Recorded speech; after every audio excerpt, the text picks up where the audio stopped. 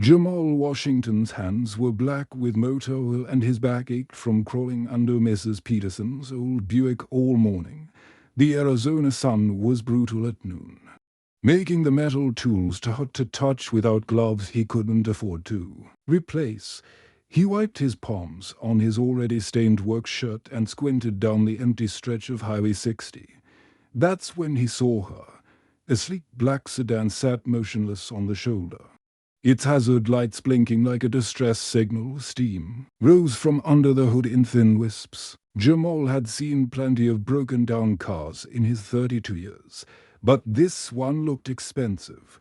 Real expensive.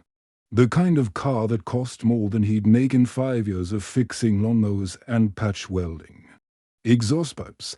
He pulled his battered pickup truck behind the sedan and climbed out. The heat hit him like a wall, and he could feel sweat beading on his forehead before he'd taken 3 steps. A woman stood beside the car, and she looked as out of place in the desert as her fancy vehicle. She wore a crisp business suit that probably cost more than his rent, and her black hair was pulled back in a perfect bun that hadn't been touched by the wind. She was Asian, maybe Korean, and when she saw him approaching, relief washed over her face. "Excuse me," she called out, her voice carrying a slight accent. "I'm Dr. Kim Hanna.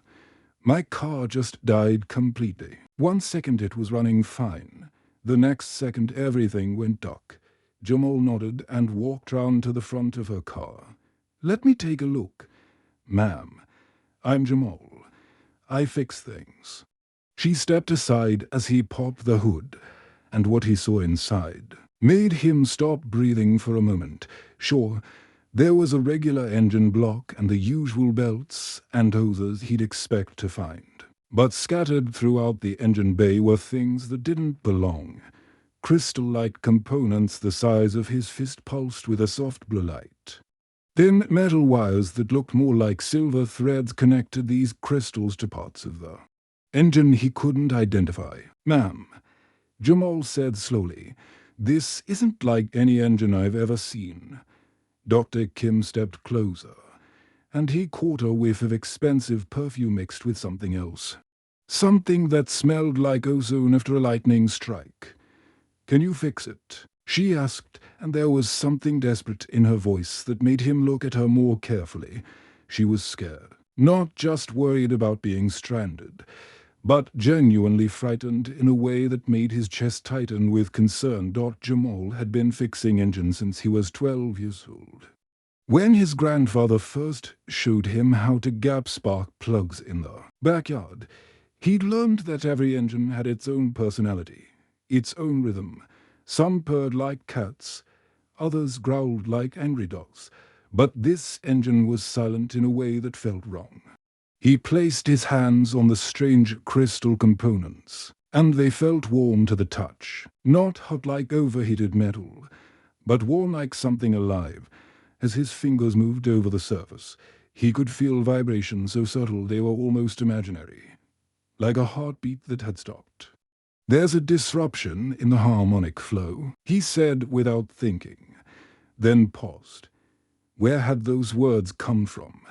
He'd never used terms like that before, but somehow he knew exactly what was wrong. The crystals weren't aligned properly with each other. Their energy patterns were fighting instead of working together. Dr. Kim's eyes widened. "You can sense the harmonic disruption." Jamal didn't answer because he was already working. His hands moved with a confidence he didn't understand, adjusting the position of the crystals by tiny degrees. He used a simple wrench to loosen brackets he'd never seen before, then twisted the crystal housing until he felt the vibration change. The blue light grew brighter, and suddenly all the crystals began pulsing in perfect synchronization. The engine came to life with a sound unlike anything he'd ever heard. Not the rumble of pistons and combustion, but a deep harmonic hum that seemed to resonate in his bones. The regular engine components started working too, but they were clearly just for show. The real power was coming from those impossible crystals. Dr. Kim stared at him like he'd just performed a miracle. How did you know how to do that? Our best engineers have been working on this problem for months. Jamal stepped back from the car, suddenly aware that he was covered in grease and probably looked like exactly what he was, a broke mechanic living in a trailer park. I just listened to what it needed. Ma'am, sometimes machines tell you what's wrong if you pay attention. She reached into her purse and pulled out an envelope thick with cash. This is $500, she said, pressing it into his oil-stained hands. Thank you more than you'll ever know. Before he could protest that it was too much, she was back in her car. The sedan pulled away smoothly, making that strange humming sound as it disappeared down the highway. Jamal stood alone in the desert heat, holding more money than he'd seen in months, wondering what he'd really just fixed and why Dr. Kim Hanna had looked at him like he'd just saved the world. Jamal had barely finished his first sip of instant coffee when he heard it, a sound like distant thunder. But the sky was clear and blue above the Desert Palms trailer park. He stepped out of his narrow doorway, the metal steps creaking under his weight, and looked up. The helicopter was massive and completely black. It moved across the morning sky without making a sound until it was directly overhead. Then suddenly the air filled with the deep hop hop hop of rotor blades. Jamal had never seen anything like it. The aircraft looked like something from a movie about secret government operations. Mrs. Rodriguez came out of a trailer next door, still wearing her pink bathrobe and colors. Jamal, what's that thing doing here? Old Pete from Trailer 15 was already walking over, his coffee mug in one hand and his cane in the other. More neighbors emerged as the helicopter circled once, then began to descend toward the small patch of dirt that served as the trailer park's common area. The wind from the rotors kicked up clouds of dust and sent empty beer cans rolling across the ground. Jamal shielded his eyes and watched as the aircraft touched down with barely a bump. The engines wound down slowly, but even a little, the machine radiated power and authority. A door slid open on the side, and armed soldiers stepped out. They wore black uniforms with no visible patches or insignia, and they carried weapons that looked more advanced than anything Jamal had seen on the news. The soldiers formed a protective circle round the helicopter as two more figures emerged. Dr. Kim Hanna looked exactly the same as she had yesterday, except now she wore military-style clothing instead of her business suit. Behind her came a tall man in what was clearly an officer's uniform. He was Asian as well, probably Korean like Dr. Kim, with graying hair and the kind of bearing that came from years of command. Dr. Kim spotted Jamal standing by his trailer and walked directly toward him. The neighbors whispered among themselves, and he could feel their curious stares burning into his back. "Mr. Washington," she said formally, as if they were meeting for the first time, "this is Colonel Park Min-ho. We need to talk." The colonel stepped forward and extended his hand. His grip was firm and his eyes were sharp, taking in every detail of Jamal's appearance and surroundings. "Mr. Washington, thank you for agreeing to meet with us." Jamal looked round at the helicopter, the soldiers, and his gawking neighbors. "I don't remember agreeing to anything, sir." Colonel Park smiled slightly. "Perhaps we could continue this conversation somewhere more private." Jamal's trailer was barely big enough for one person, let alone three. Dr. Kim and Colonel Park had to duck slightly to avoid hitting their heads on the low ceiling. They sat carefully on his small couch while he took the only chair. The space felt even more cramped with two people who clearly belonged in much more important places. "Mr. Washington," Colonel Park began, "what Dr. Kim told you yesterday about her car was not entirely accurate. Jamal set down his coffee mug. I figured that much. Normal cars don't have glowing crystals in their engines. The engine you fixed contained alien technology, the colonel said, as casually as if he were discussing the weather. Technology that our best engineers have been studying for 6 months without success. You solved their problem in 10 minutes. The words hung in the air of the small trailer. Jamal looked from the colonel to Dr. Kim, waiting for one of them to smile and tell him this was some kind of joke. They didn't. Alien technology, Jamal repeated slowly. Dr. Kim leaned forward, her expression serious. Jamal, 3 months ago, Earth was contacted by an alliance of alien civilizations. They didn't come in peace. Exactly. They came with a test. What kind of test? Colonel Park answered. A series of mechanical challenges, puzzles, really, but incredibly complex ones. The aliens left behind dozens of devices that need to be understood and operated. They told us we have 6 months to prove that humanity is intellectually capable of joining the galactic community. And if we fail, Jamal asked, though he suspected he already knew the answer, if we fail, Dr. Kim said quietly, our planet will be marked as intellectually inferior. The Alliance will dispose of the problem. The trailer felt even smaller now. Jamal could hear his neighbors talking outside, probably speculating about why the military had come for him. He thought about yesterday, about how his hands had seemed to know exactly what to do with those strange crystals. Why me? He asked. You said you have teams of engineers working on this. Dr. Kim smiled for the first time since entering his trailer.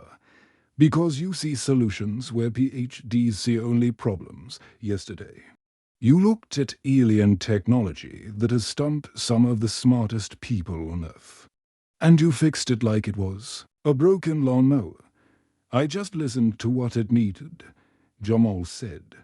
Exactly, Colonel Park said. And that's exactly what we need you to do again. Except this time. The fate of every person on Earth depends on it. Outside, the helicopter's engines began to spin up again, and Jamal realized his quiet morning was about to become something much bigger than he'd ever imagined. The elevator descended for what felt like forever. Jamal watched the numbers on the display climb higher and higher, indicating how far underground they were traveling. Level 15, level 20. Level 25. When it finally stopped at level 30, his ears had popped twice from the pressure change. The doors opened to reveal a corridor that stretched beyond what his eyes could see. The walls were white and steel, lined with doors that had small windows showing glimpses of laboratories filled with equipment he couldn't begin to understand. Scientists in white coats hurried back and forth, carrying tablets and speaking in hushed, urgent tones. Dr. Lee Suman was waiting for them. She was a small woman with kind eyes behind thick glasses, but when she shook Jamal's hand, he could feel the calluses of someone who worked with her hands as much as her mind. Her English was clear but carried a heavy Korean accent. Mr. Washington. Welcome to Project Understanding, she said. I am Dr. Lee, head of research. I have heard remarkable things about what you did yesterday. As they walked down the endless corridor, Dr. Lee explained what they were seeing. This facility was built in 8 weeks after first contact. We have over 300 of the world's best scientists working here, physicists, engineers, computer specialists, mathematicians, all trying to solve the puzzles the aliens left for us. They passed laboratory after laboratory. Through one window, Jamal saw a team of people in white coats standing round a cube that seemed to be made of liquid metal. The cube kept changing shape, flowing from one form to another, while the scientists scribbled notes and shook their heads in frustration. How many puzzles are there? Jamal asked. 57 that we know of, Dr. Lee replied. each one more complex than the last. We have managed to solve 17 completely. Partial solutions on maybe 10 more. But we're running out of time. They stopped in front of a large window that looked into the biggest laboratory Jamal had seen yet. In the center of the room sat a sphere about the size of a basketball. Its surface was covered with geometric patterns that moved constantly, shifting and changing like living tattoos. The patterns glowed with different colors, blue triangles morphing into red circles, yellow squares becoming green spirals. "This is test number 18, Dr. Lee said. "We have been working on it for 6 weeks. Dr. Chen's team calculated over 4,000 possible algorithms. Dr. Martinez tried to map the pattern sequences. Nothing works." Jamal pressed his face to the window. "What's it supposed to do?" "We believe it should open, revealing the next test inside. But we cannot determine the correct sequence to make it respond." Dr. Lee led him into the laboratory, up close. The sphere was even more mesmerizing. The patterns moved in waves across its surface, and Jamal could hear a very faint sound coming from inside, like whispers, or maybe like wind through leaves. Dr. Choi Yuna approached them. She was younger than Dr. Lee, maybe in her 30s, with short hair and tired eyes. Her lab coat was covered with equations written in different colored pens. Dr. Choi has a PhD in theoretical physics from Seoul National University, Dr. Lee said. She has been leading the effort on this particular puzzle. Dr. Choi bowed slightly to Jamal, then gestured toward the sphere with obvious frustration. "The mathematical possibilities are endless. We have tried every geometric sequence we can think of. Prime numbers, Fibonacci sequences, fractal patterns. The sphere responds to touch. But we cannot find the right combination." Jamal walked around the sphere slowly. The scientists stepped back to give him room, and he could feel their eyes on him. No pressure at all. He thought to himself, just the fate of the world depending on him figuring out what a bunch of geniuses couldn't. He placed his hands on the sphere's surface. The material felt warm and smooth, almost like skin. The moving patterns tickled against his palms, and he could feel vibrations running through the object. Not random vibrations, but rhythmic ones, like a heartbeat, but more complex. "You said you tried mathematical sequences," Jamal said to Dr. Choi. "But what if it's not about math at all?" "What do you mean?" Jamal closed his eyes and let his hands move over the sphere's surface. The vibrations were stronger in some areas than others. He could feel the patterns changing under his touch, responding to the pressure and movement of his fingers. "It's like tuning a guitar," he said, moving his hands to different spots on the sphere. "You don't need to know music theory to hear when a string is out of tune. You just need to listen." He found spots where the vibrations felt right and pressed gently. The patterns under his hands changed color, stabilizing into steady shapes instead of constantly shifting ones, as he found more and more of these sweet spots. The entire sphere began to resonate with a musical tone. Dr. Choi gasped as the geometric patterns across the entire surface suddenly aligned into one complex, beautiful design. The sphere split open along invisible seams, revealing a smaller, more intricate puzzle inside. "It's not about the math," Jamal explained to the amazed scientists. "It's about understanding what the machine wants to do naturally. Everything wants to work. Sometimes you just have to help it find its rhythm." After solving 43 puzzles in 5 days, Jamal found himself standing before a door unlike any other in the facility. It was massive, made of the same flowing metal he'd seen in the earlier tests, and covered with symbols that seemed to shift and change when he wasn't looking directly at them. Dr. Lee stood beside him, along with Colonel Park, Dr. Kim, and a dozen other scientists and military officials. Everyone looked exhausted. The past week had been a blur of impossible machines and sleepless nights. But they'd done it. They'd solved every test the aliens had left behind. This is the final chamber, Dr. Lee said quietly. Whatever is behind this door, it represents the end of our evaluation period. Jamal placed his hand on the door's surface, and it responded immediately. The metal flowed away like water, revealing a circular room with walls that seemed to be made of pure light. As they stepped inside, the door sealed itself behind them. The room was empty except for a pedestal in the center. As they approached it, the air above the pedestal began to shimmer and distort. Light gathered and twisted, forming shapes that weren't quite solid but weren't quite empty either. Slowly, a figure took shape. It was taller than any human, maybe 8 feet in height, with long limbs and features that reminded Jamal of pictures he'd seen of ancient statues. The being's skin seemed to glow with its own inner light, and its eyes were deep and sad, like someone who had seen too much suffering.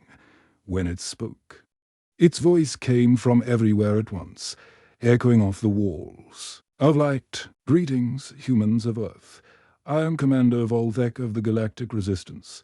Your species has passed our evaluation. Dr. Kim stepped forward, her hand instinctively moving to her sidearm before she remembered they were facing a hologram. Evaluation for what? Exactly. The alien's expression shifted slightly, and Jamal thought he saw something like relief in those ancient eyes. Survival against the Void Collective, an enemy that has consumed 17 civilizations in this galaxy over the past 3 centuries. Colonel Park frowned. Void Collective. Artificial intelligences, Volthek replied, created by a species that died out long ago, but their machines live on. They spread from star to star, consuming all organic life they encounter. They believe that flesh-based consciousness is inefficient and should be eliminated. The hologram gestured, and the walls round them showed images that made Jamal's stomach turn. Planets stripped bare of all life, cities turned to ash entire, species reduced to nothing more than data in vast computer networks. We are the survivors, Volthek continued, 12 species from across the galaxy, united in resistance against the Void. But we're losing. The artificial minds are too logical, too perfect in their calculations. They predict our strategies and counter them before we can act. Dr. Lee adjusted her glasses nervously. What does this have to do with us? Why test humanity? Because you possess something we had lost hope of finding, the alien said, turning to look directly at Jamal. Practical wisdom, the ability to solve problems not through calculation, but through understanding. Jamal felt everyone's eyes on him. I don't understand. Volthek moved closer, its holographic form rippling slightly. For 6 months, we watched your species attempt our tests. Your greatest minds approached each puzzle with mathematics, with logic, with computer analysis. They made progress, but slowly. Then you arrived. The alien gestured to the empty air, and suddenly they were surrounded by recordings of Jamal working on the various puzzles. He watched himself solving problems that had stumped teams of PhDs, his hands moving with confidence while his conscious mind was still trying to figure out what he was doing. You do not calculate solutions, Volthek said. You feel them. You understand machines not as collections of parts, but as living systems with their own desires and needs. This is wisdom that cannot be programmed into artificial minds. Colonel Park stepped forward. You want us to fight these Void Collective machines. We want you to help us maintain hope. Volthek replied, and for the first time, the alien's voice carried emotion. The Void Collective has one weakness. Their artificial minds cannot adapt when systems fail unexpectedly. They cannot repair what they do not understand. But your people. The alien looked at Jamal again. Your people fix what others consider irreparably broken. The images on the walls changed. showing scenes of battle, spaceships with hulls torn open. Their crews working frantically to repair damage while enemy fire rained down round them, Ilian. Technology failing at critical moments, leaving entire fleets helpless in war. When systems fail and equations become meaningless, minds like yours become invaluable, Volvek said. You see solutions where others see only problems. You make repairs that should be impossible. You give hope where there was none. Dr. Kim looked round the room at her colleagues. What exactly are you asking us to do? Join us, Volvek said simply. Share your gift for practical problem solving. Help us teach our engineers to think like mechanics instead of mathematicians. Show us how to fix what the Void Collective believes cannot be fixed. The hologram began to fade slightly. The choice is yours, humans of Earth. But know that whether you fight with us or not, the Void Collective will eventually find your world. They always do. Jamal stared at the fading alien commander and realized that his simple life of fixing broken engines had somehow become the key to saving not just Earth, but the entire galaxy. 6 months had passed since the helicopter first landed at Desert Palms Trailer Park, and the place looked nothing like it used to. Where rusted mobile homes once sat in crooked rows, there were now clean white buildings connected by covered walkways. The old community center had been expanded into a massive workshop filled with tools that looked like they belonged in a science fiction movie. Jamal stood on what used to be his front porch, watching the most unlikely group of students he'd ever seen. Maria Santos, a welder from Mexico City, was carefully teaching a tall alien with blue skin how to join two pieces of metal that shimmered like oil and water. The alien's forearms moved awkwardly as it tried to copy her smooth, practiced motions. At another workstation, old Pete was explaining something to Dr. Kang Min-jae and Dr. Namjoon, to Korean engineers who had flown in from Seoul specifically to learn what Pete called grunt work fixes. Pete had been fixing army vehicles for 30 years before he retired to the trailer park, and now he was showing PhD holders how to repair alien technology using nothing but wire, tape, and stubborn determination.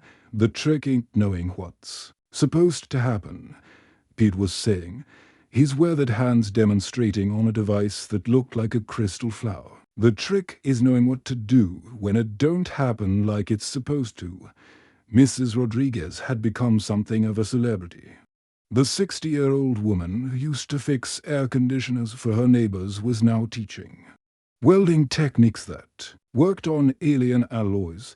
Her small hands moved with precision as she showed a group of scientists from Japan how to feel the temperature of alien metals through the vibrations in their tools. You don't watch the metal, she explained in heavily accented English. You listen to it. It tells you when it's ready. Dr. Kim found Jamal where he often stood these days, observing the controlled chaos of the training facility. She looked different now, less formal, more relaxed. She wore work clothes instead of business suits, and her hands had the same calluses that Jamal recognized on anyone who worked with tools for a living. The transport ship arrives tomorrow morning, she said without greeting. Commander Volvek has requested that you personally train resistance fighters across 12 different star systems. They need someone who can teach their people to think like you do. Jamal watched as a farmer from Iowa successfully repaired a device that had stumped a team of mid-graduates for 3 weeks. The farmer had approached it like a broken tractor engine, checking connections and listening for unusual sounds until he found the problem. That would mean leaving Earth, Jamal said. For extended periods, yes, months at a time, possibly years. You'd be traveling to worlds that are fighting for their survival against the Void Collective, teaching their best mechanics and engineers how to make field repairs when everything seems hopeless. Dr. Kim leaned against the porch railing beside him. Or you could stay here and continue preparing Earth for what's coming, because it is coming. Jamal, the Void Collective will find us eventually. And when they do, we'll need every advantage we can get. A group of children ran past, chasing a small alien creature that looked like a cross between a cat and a butterfly. The creature was actually a living tool, designed to help with delicate repair work. But the kids had adopted it as a pet, watching them play together. Human children and an alien being reminded Jamal of how much the world had changed. You know what's funny? Jamal said, 6 months ago, I was worried about making rent. I had $12 in my checking account and a truck that barely ran. I thought being broke was the worst thing that could happen to me. Dr. Kim smiled. And now I realize that being broke isn't the same as being broken. All those years of having to make do with nothing, having to fix things with whatever was lying round, having to make impossible repairs because I couldn't afford replacements. That wasn't poverty holding me back. That was training.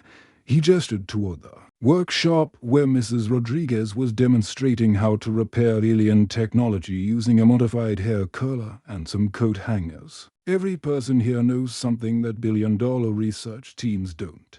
We know how to make things work when they're not supposed to work. So what's your decision? Dr. Kim asked.